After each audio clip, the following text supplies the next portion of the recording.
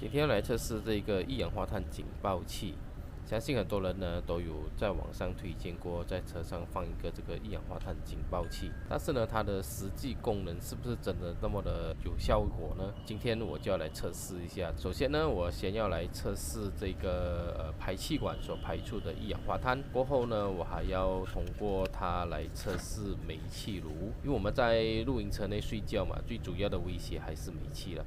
所以呢，我会拿这个煤气罐呢来测试它。那么我们现在就开始测试吧。现在呢，我们先来测试一下它的测试按钮。OK，它可以操作正常。然后现在显示的这个指数呢是3个0了。现在我就要把它靠近这个排气管，看看它是不是能够侦测到这个一氧化碳。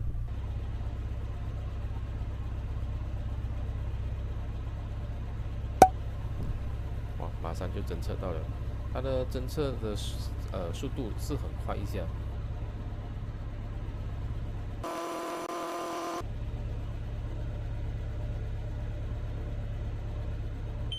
我一靠近这个排气管的时候，它就一下子就侦测到，就开始警报了，然后指数是990。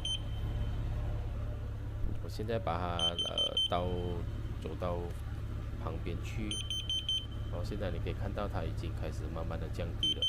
所以呢，这个东西在放在汽车内呢，如果你是有开着，就是讲发动着引擎在车里面小睡觉的情况下，这个东西挺有效的。因为如果一不小心一氧化碳被吸入进你的车里面的时候呢，它会发出很响亮的警报声。现在就来测试煤气炉，如果漏煤气的话，这个警报器呢能不能够侦测到？我们使用的都是这种罐头煤气啦。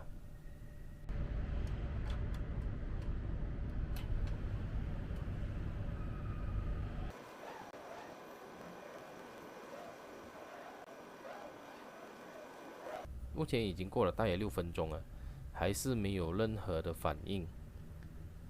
然后我们现在先来测试看看一下这个煤气炉是不是能够正常的操作，它是能够正常的打火的。我在想啊，是不是因为在这个开放的空间呢，这个煤气无法集中，它侦测不到，所以我就准备了这个塑胶袋，把这个警报器把它放在里面，再把它套着这个煤气炉，把煤气打开，让它集中接收这个煤气啦，看看是不是能够侦测到这个煤气泄漏了。就这样套在子弹里面，又过了10分钟，警报器呢仍然是没有任何的反应。于是我把它拆出来，把它直接放在这个煤气炉的这个炉头上面，还是没有反应，返回来也是没有反应。虽然在商品的标签上呢，这个一氧化碳警报器它是写它可以侦测煤气的，可是经过我测试多番的反复测试呢，这个一氧化碳警报器它只能够侦测到汽车排气管所排出的一氧化碳，至于煤气里面的气体呢，因为掺杂了蛮多的东西嘛，也不是一氧化碳罢了，所以可能它就没有办法去侦测到。所以整个测试过程下来呢，这一个一氧化碳警报器它竟然没有办法去侦测这个煤气。但是我们在露营车上呢，我们最主要的还是担心这个煤气泄漏的问题，所以我就上网搜索了一下，到底有什么办法可以解决呢？然后呢，就被谷歌 AI 所赐，它就帮我展现了一个广告，我就点进去看一下，诶，我一不小心的手滑，这个东西就到我家了。它的外观是长这个样子的，它叫做什么 Gateless Detector。它这里是写呢，它可以使用 AC9到220V，或者是用 DC 12到16V。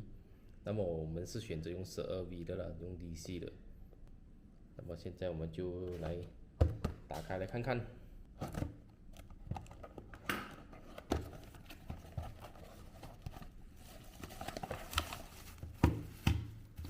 OK， 这个是空箱。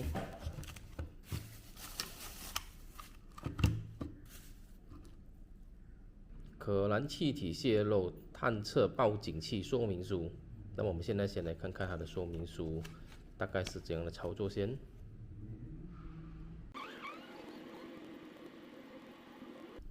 它有说需要需要知道你所使用的是什么类型的这个煤气了，因为有比空气重的，也有比空气还要轻的。比如说液化石油气呢，就是比空气还要重的，所以它的气体泄漏的时候是往下。然后如果是天然气呢，人工煤气或者沼气呢，这些气体呢，它是比空气轻，它就会往上飘。所以如果这东西装在家里，你应该要两个，一个放在高处，一个放在低处。那么呢，你泄漏的时候，不管是液化气或者是天然气，它都能够侦测到。它在产品测试这边呢，还有有提到，就是说不要过多的去做这个燃气的测试。如果你频繁做出测试呢，会导致它这个气敏元件，就是它这个 detect 的sensor了，它会可能会导致它的敏感度降低。也就是说，这个东西它是消耗品，你一直不断的使用的时候呢，它会导致它的那个sensor会开始慢慢的老化。所以这个东西应该每几年你就需要更换一个，比较安全了。每隔一个时间，建议每3个月你就要开始把它做一些清理，好像它这些入风口啊，这些入风口的地方，这些有缝的地方，全部就要用刷子稍微把它的灰尘全部刮出来了。避免导致等一下它无法有效的侦测到这个煤气泄漏啊。那么我们现在来看看它的外观，和这个一氧化碳警报器比较起来呢，它属于长形，厚度呢大同小异。OK， 厚度是大同小异了，然后属于长形，然后它也比较长了一些些。大概就是这样子，看起来没有什么不一样，唯一不一样的应该就是这个侦测的这个敏感元件应该是不同吧。然后它是5颗电线，看到吗？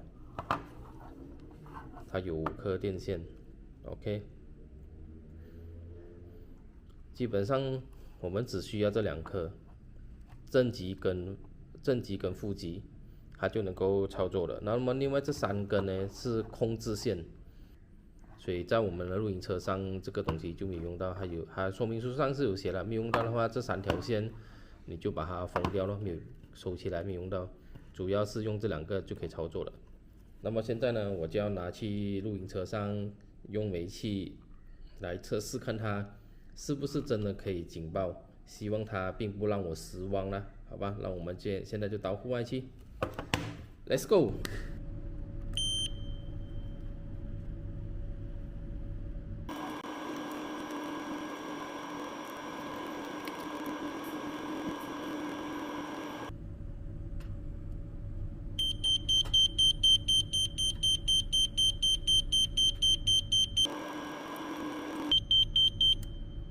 摩托轰用的煤气警报器是会响啊，直接把它放在那个煤气炉哦，它就会响啊，离远点就不会了。然后整个煤气漏到我这辆车啊，哇，好臭哦，原来的煤气味。然后它还要放在那个洞口，煤气炉的炉口，它才会 detect 到。要靠这个东西救命，我看也是辛苦。所以我最后的建议呢，就是在睡觉的时候就把你的煤气罐搬到车外面去吧，这是最安全的。那么本期的视频就分享到这里，谢谢大家的收看。点击旁边的小框框可以观看我的更多影片哦。谢谢大家的收看，我们下期见，拜拜。